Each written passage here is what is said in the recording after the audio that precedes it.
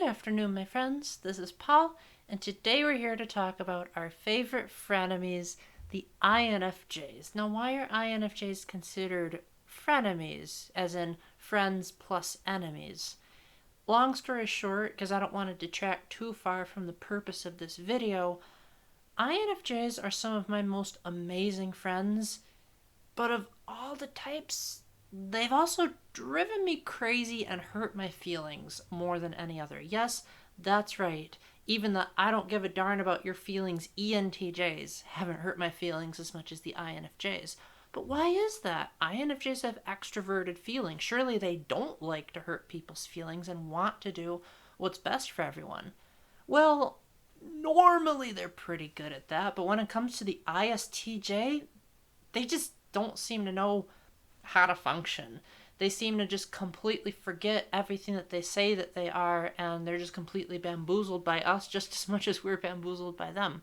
So I thought I would compile a list of 10 pieces of advice that INFJs can take to be a better friend to an ISTJ. And if you guys like it enough, let me know, and I'll do a part 2 of advice ISTJs can do to help INFJs. Don't know how well I'll do on that. I'll have to probably use a lot of personal experience with what INFJs have told me, but you guys seem to give me more credit at these than I do, so we shall see.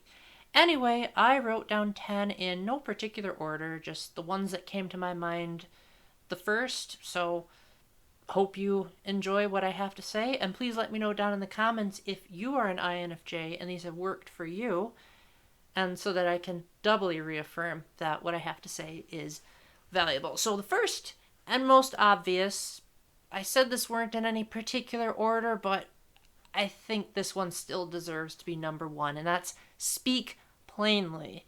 Now, I know a lot of you intuitive types have expressed to me that because most people in the world are censors, you've sort of learned that you have to dumb down your speaking so that those of us that speak more concrete terminology can actually understand what the heck you're even saying. And while I think the INTP is probably the type that confuses me the most, the INFJ is not too far behind. I think with INFJs, a good way of wording how I feel when they talk is kind of how Jesus' audience felt when he was telling parables. But the reason why Jesus told parables is he was trying to explain something complicated in terms that the average person can relate to. But I feel like INFJs are kind of the other way around when they talk. They take something that the average person understands, but talk in such a way that it makes it complicated. So I think INFJs need to learn to ditch the riddles, ditch the figures of speech, or at least tone them down a bit, and sort of speak very specifically. I know Linda Behrens considers INFJs to be direct as opposed to informative, which means that direct people are specific, concise, and to the point. But honestly, have you ever heard of an INFJ who's specific? A lot of times they are extremely vague with their wording, saying a lot of adjectives that could mean multiple definitions, such as, I'll get back to you soon. When is soon? That is not specific at all. That is extremely vague. Or they might give a smile when they're angry, and they generally don't present things as it is. And so if they can at least speak plainly, that in and of itself, you might not even need the other 9. That might solve quite a lot of your problems right there. Just study English. Study how the average person speaks, and you'll get there. Next is, don't presume to know our feelings without asking first. Now, what you have to remember about the function stack is that every type who has extroverted feeling will also have introverted thinking in their function stack. In the case of the INFJs and also the ISFJs, they're going to have introverted thinking and extroverted feeling right next to each other. So they're going to be relatively both logical and emotional, as is the case with all of the IJ and EP types. But it seems like INFJs are the most balanced out of all of the dominant perceiving types, because it really is quite easy to find an INFJ that's in tune with logic, albeit their own personal reasoning as opposed to trusting the reasoning of others, but still a heck of a lot better than what the dominant judgers do. But the thing about INFJs is that because they also use introverted thinking, that means that they try to understand how the world works based on their own internal logic. I like to call it subjective logic. But that also means that because it's tied to extroverted feeling, it's going to be people-oriented understanding. So they're going to try to think, okay, this person is feeling this way. What can I do to help that person with his or her feelings?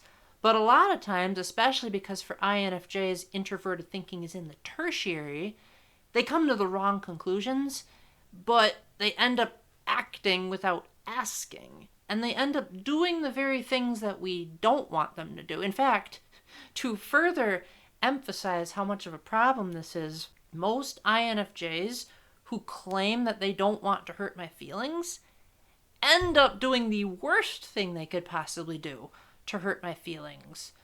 So oftentimes when they're like, why did I hurt your feelings? I was trying not to. I often say to them, that's why, because you're being presumptuous. See, the thing about ISTJs is that they use introverted feeling instead of introverted thinking. So whereas INFJs are going to think what makes sense to them, ISTJs are going to think about what feels right to them. So they presume that the only person that can truly know their own emotions are themselves. And if INFJs think that they know the emotions just because of their extroverted feeling, that's going to make them unhappy because they're going to say, whoa, whoa, whoa, whoa, whoa. Why are you treating me like that when that's not what I actually asked you to do? So if you think you understand an ISTJ's emotions, ask. Just say, is this what you're feeling? And if the answer is yes, then go ahead and proceed with what you think is right. But generally speaking, if you take too much initiative, the ISTJ is going to get pretty upset and say, wow, just wow, you really need to slow down. Admittedly, INFJs are significantly better at this than the ENFJs, where they're a lot more pushy about making sure that ISTJs express themselves. So give yourself a little bit of slack, INFJs, but at the very least, I know you're very caring and empathetic people, but you seem to be the exception when it comes to INFJs. So maybe like in the back of your minds, and I know your introverted sensing is all the way down there, so maybe write this in a notebook. Your hunches are usually wrong when it comes to ISTJs. So try to remember that and try to ask more questions, and then maybe you'll get along better. Next is be punctual. INFJs have extroverted thinking in the 7th spot, which means that it's their blind spot, which essentially means that it's the function that they're the least aware of, and it just completely catches them off guard. So for INFJs, they don't really understand how to be effective. But this also means that most INFJs are terrible at managing their time. They say that they're good at managing their time, but if you contrast that with basically any of the TJ types, and even to a certain extent the FP types, and the INFJs are going to be huffing and puffing, and the ISTJs will be like, I barely broke a sweat. Doing what took you 3 hours took me 30 minutes. So a lot of times they will say an estimated time of arrival and be like 3 hours off, or, well, they're typically not exactly on time for anything. And that could be something I can say in the ISTJ for INFJ advice video is stop being so persnickety. But the reason why ISTJs want all of the types to be punctual is because ISTJs are very meticulous about organizing their time. To them, because they're introverts, they need to know how much time to devote to recharging their energy, how much time to devote to work, and how much time to devote to socializing. And if an ISTJ has committed their time to a particular time frame and the INFJ doesn't respect that, that's going to feel insulting to the ISTJ because they'll say, I woke up extra early and I did what I don't normally do, because ISTJs are routine people, and you couldn't even bother to get the time right. Don't you think that that's a bit disrespectful? So I'm not really sure how to teach INFJs how to be more punctual besides just, if you think something is going to take you a long time to do it earlier than you anticipated so that you have so much time to spare that maybe you'll be early. Generally speaking, if you have to be early over being late, ISTJs are going to be happier with you being earlier. Trust me, I know from personal experience. Easier is way better than being late. Or earlier is way better than being late. Next is clearly express your boundaries. INFJs and also ISFJs to a certain extent are not particularly known for liking to broadcast their emotions. Granted, neither are ISTJs, but for us it's a conscious choice that we say, I do not want to broadcast my emotions. Even though I'm aware of them, I don't feel comfortable expressing them. With INFJs, they don't seem to know how to express their emotions. They're so concerned about what makes other people happy that they have to think for a bit about what their own emotions are. But as a result, this also means that they tend to really get hurt when their feelings are hurt. But because they haven't taken the time to figure that out ahead of time, oftentimes it comes as a big shock to them, and then they end up doing the INFJ disappearance, where they just don't talk to anyone for a long period of time, and that could easily be avoided if the ISTJ knew ahead of time what bothers them so that they don't do it. What you have to remember, ISTJs have extroverted feeling in the blind spot. So whereas INFJs have a hard time grasping time management, ISTJs have a hard time grasping other people's feelings. So that's why a lot of times, to overcompensate for that weakness, ISTJs and sometimes the INTJs, when they're out of their own heads, will ask, what is it that bothers you? And INFJs usually will say the line of, well, I don't know how to express it right now, but I'll tell you later. Not a good idea, honestly. I know some of you have expressed that you have your reasons for that, but that's the exception. I think the average INFJ probably doesn't actually have that excuse. So if it takes you a couple of days to figure it out, I don't think ISTJs particularly care how long it takes, as long as by the time you guys are in a hangout or a meeting or some kind of interaction, you'll have at least expressed some. And to the best of your ability, you'll keep thinking about your feelings and keep thinking about your boundaries until eventually the ISTJ will get to the point where they can say, I have never ever offended you because you were so clear in your communication. Will that ever happen to a real INFJ? We can hope. Next we have, don't assume bad intent. Now, INFJs, as much as they like to think that they're logical, deep down inside they're feeling types. So that means that they're going to be proficient in both forms of feeling, both extroverted and introverted. They're just going to favor extroverted feeling, but they're still going to be proficient in introverted feeling. It just won't be something that they're consciously aware of most of the time. But this also means that, going back to the don't presume to know our feelings, a lot of times they come to the wrong conclusions about what we're actually feeling, but that also applies to when we might not be feeling and just talking. But they assume that there's some kind of malicious or bad intent when the ISTJ might just be expressing a truth. ISTJs can come across as a bit harsh, and INFJs have a bit of a hard time with it because they're secretly really sensitive to criticism. And they don't seem to know how to take it when people don't appreciate their efforts. They like to be perfectionists a lot of the times. And when the ISTJ will simply say, you could have done better there. Not as much as the INFPs, admittedly, but INFJs can have, to a certain extent, a bit of a, was that a personal attack type of approach. So I think it's best to just ask questions if you're not sure about the ISTJ's intentions. More often than not, again, speaking from personal experience, most ISTJs are going to say, I wasn't trying to insult you, I was just talking. And maybe you were just being oversensitive or presuming too much. Most INFJs in my life, they're pretty good at this one, thankfully. So thank you, INFJs who are watching this, for knowing that I am not the type of person that likes to hurt people's feelings. I just don't always know what you're feeling. So I just think, okay, well, I'm just going to talk. Just like you wouldn't tell a weatherman, hey, because you forecasted the rain, you hurt my feelings. That's basically how ISTJs talk. They kind of just express what's ever on their mind. That can be another thing for the ISTJ Part 2 section is try to watch your language when you're talking, but INFJs also need to watch how much they're telling off the ISTJ for simply expressing themselves. Next is express your emotions, but not too much. Admittedly, this could also apply to ISTJs, because ISTJs having tertiary introverted feeling mean that they're reluctant to share their emotions. But I think for the ISTJ, it's a matter of they're either embarrassed that they're going to look like an idiot if they let their feelings out, or they don't know how the people that are hearing them are going to take it, and they'll assume the wrong things because the ISTJ might not have explained it properly. And INFJs, they're emotional people. They're feeling types. So of course they're going to be emotional, but they will put aside their own personal feelings and values for the sake of harmony. But that also means that they can sometimes not really pay too much attention to what they're feeling in the moment.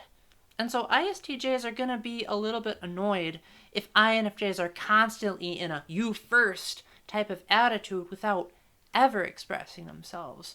So I think the average ISTJ having introverted feeling is going to want a certain degree of authenticity and realness that INFJs don't typically do, because they like to be social chameleons and blend in, whereas the ISTJ is going to say, don't blend in, be yourself. But they're also not going to like melodrama.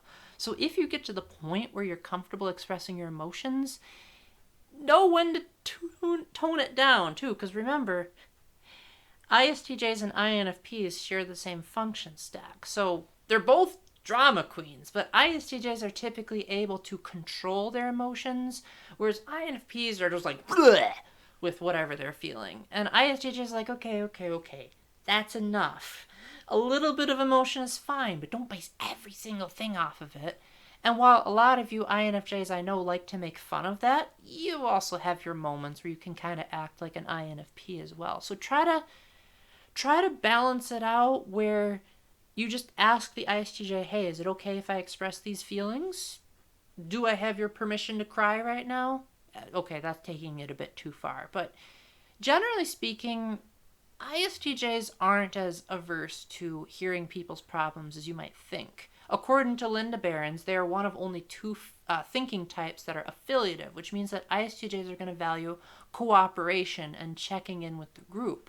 They're also going to love social norms and rules. So if they happen to value, for instance, common courtesy, they're going to want you to be able to feel like you can trust them. They're going to want to feel like they're the ultimate best friend. If you don't allow the ISTJ to be able to help you, they're going to feel useless. I should have added that to the list, but I forgot. So even we ISTJs forget stuff. Lesson learned. Next is explain your reasoning. INFJs have a really hard time explaining what's on their mind, because while they do have introverted thinking in the tertiary, this also means that just as ISTJs have a hard time explaining how they're feeling, INFJs can have a hard time expressing what they're thinking. So they might not know how to explain why they're acting a certain way. And I think it's very important for them to at least try. If they make a decision that the ISTJ isn't comfortable with, just saying, well, just trust me, okay? I know what I'm doing. ISTJs are going to consider that to be melodramatic. They're going to say, well, excuse you for being all emotional. So it's important that you carefully lay out, not literally, why it is that you do what you do. If you have to get into pesky little details, they're not pesky to the ISTJ. They are invaluable details. So don't ever think you're giving too much information, because a lot of times you're actually not giving enough information, because INFJs have a tendency to do what I call talking around the subject, where like they don't actually address the specific point an ISTJ is trying to make. So for instance, and this isn't a criticism, this is just an observation, so please don't take what I'm about to say as a personal attack. There are quite a few times where I will post videos showing like my thoughts on various things. And a lot of times what I'll expect from my commenters is for people to go in depth about their personal thoughts on what I listed. So for example, I might make a list of like the best games of the year, and the INFJ will respond, that was a very great video. I really, really loved the amount of effort you put into it. And I'll be like, that didn't address the question I asked. I wanted to know what were your favorite games, and they don't seem to know how to do that. And that also applies to their reasoning. They tend to use a lot of I just know and just because types of statements. So if they're able to stay away from the word just as much as possible, then I think that alone is going to do wonders in communicating with an ISTJ. Because ISTJs explain their reasoning too much, INFJs could learn a thing or two from them. Next is remind us of the obvious. Now, what's obvious to you isn't necessarily obvious to an ISTJ because they're their own worst critics. A lot of times, ISTJs with their really high introverted sensing want to follow what is dutiful, what is protocol, what is expected. But at the same time, they hold themselves to the same standards they hold other people to. And a lot of times, they kind of downplay their own achievements. So INFJs might not necessarily think that they need to tell ISTJs, like, hey, you're a polite person. Hey, you're cool. Because ISTJs aren't naturally going to think that about themselves. They're going to think, oh, I'm an epic failure because this person didn't express her gratitude to me, so therefore I must not have done a good job. You want to make sure that ISTJs feel validated because their feeling function is very weak. So they're going to need a lot of more expressive terminologies. Maybe don't get into the mushy territory like what the ENFPs might do. I've learned to appreciate that, but don't be into the, oh my gosh, you're like the coolest person ever, and I just want to squeeze you to death. I don't think you INFJs are capable of that kind of emotional vomiting, but at least something along those lines. One thing I really liked that an INFJ said to me recently was we were talking about fears and like how to overcome fears, and I've overcome nearly every single fear in my life. And an INFJ responded, I really appreciate how good of a job you've been doing at exposure therapy by going to stuff like the water and overcoming your phobia by facing it head on. That's the kind of comment that I need because I don't think I would have come to that self-realization about myself if the INFJ hadn't said it. But typically INFJs don't say it unless if the ISTJ specifically asks. So I'm telling you, make the initiative. Make that first move. Don't wait for the ISTJ to say, am I actually a failure? Like, let them know ahead of time. You guys have extroverted feelings, so you probably already know this. Now, I know I said earlier in the list, don't presume to know our feelings. But I think knowing our feelings and knowing our accomplishments are very different things. I don't think any ISTJ is going to say, don't presume to know my accomplishments, because that's more of an objective thing. It's not really necessarily based on feelings. So if you want to presume our actions, I think that's totally fine to do. Next is remind us of your schedule. This is a big one. If I had to order this list, I'd probably put this at like number 2. Next to the speak plainly part. INFJs are notorious for liking to plan out everything. So are ISTJs. But ISTJs having extroverted thinking are going to speak, or they're going to think out loud quite a lot. So they're typically going to give very precise answers so that you don't have to ask any questions. They're going to say, hey, I have this entire week that I'm going to be at a conference. Don't try to contact me until this particular day. INFJs, on the other hand, are not very good at that. A lot of times they sort of expect us to fill in the blanks of why there's a silence. They might say like, well, what did you expect? I just went to a big party. How could you not realize that I was going to be tired after so much social interaction? ISTJs are stupid people. And I mean that in the sense that we do not pick up on those little subtleties because our intuition is down here. We have introverted intuition in the 8th. So trying to figure out hidden meanings is not something we're good at. So INFJs, you need to treat us like toddlers when it comes to presuming stuff. Just as we don't want you to presume to know our feelings, don't presume that we understand your reasoning for things either, because we don't. A lot of times we don't. So if you have to take a break from socializing, you need to make that clear to us. And you need to make it clear how long it's going to be. ISTJs like everything to be precise. They like everything to be detail oriented. If you say, hey, I need a bit of a break from socializing, the ISTJ is going to say, well, how much of a break? Can you please be more specific there? And that's another reason why I think Linda Behrens is not accurate when she says INFJs are direct, because they don't know how to just be specific and to the point. They'll say very vague platitudes like soon and eventually, but if you're able to give like at least an estimate and make that clear, say, I don't have an exact answer for you, but let me give you a general time frame so that you're not as anxious. Remember, ISTJs have extroverted intuition in the fourth.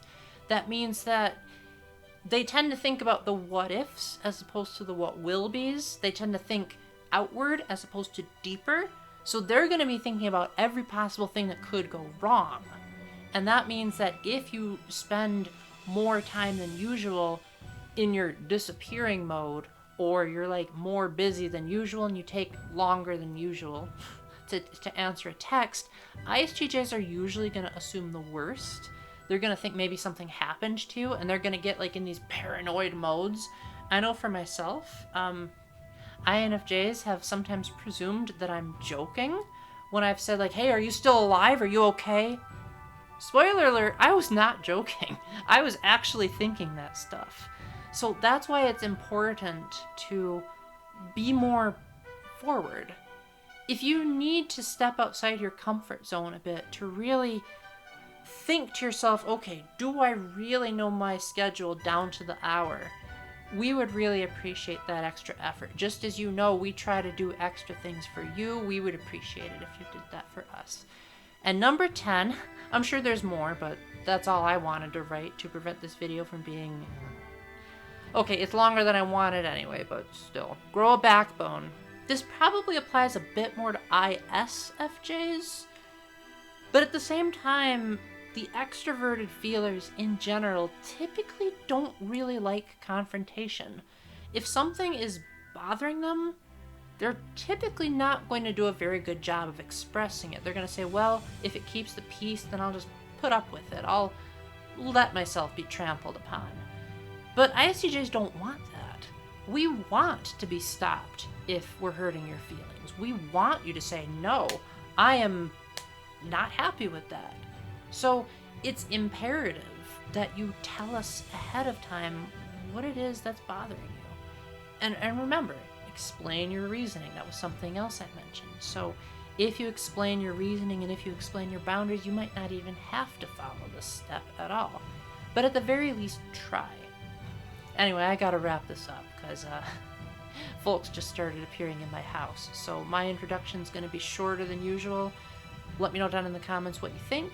Thank you to my Patreon supporters, Matthew Rakowski, Spoon Ghost, and Splatcat for their contributions. And until the next time, remember to keep the faith, stay epic, and God bless. Bye!